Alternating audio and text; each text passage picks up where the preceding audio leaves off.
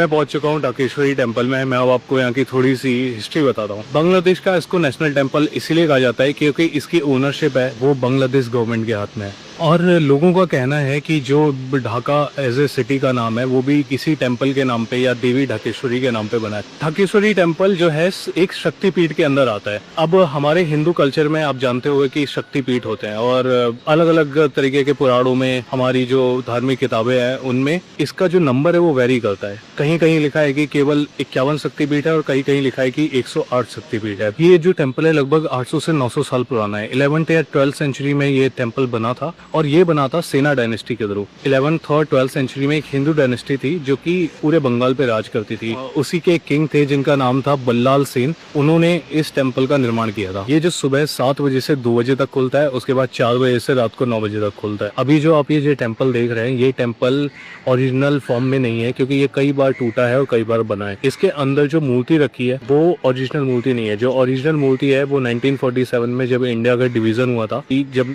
East Bengal के लोग India की तरफ जा रहे थे, तब वो जो ओरिजिनल मूर्ति है देवी दुर्गा माँ की वो यहाँ से लेके चले गए थे।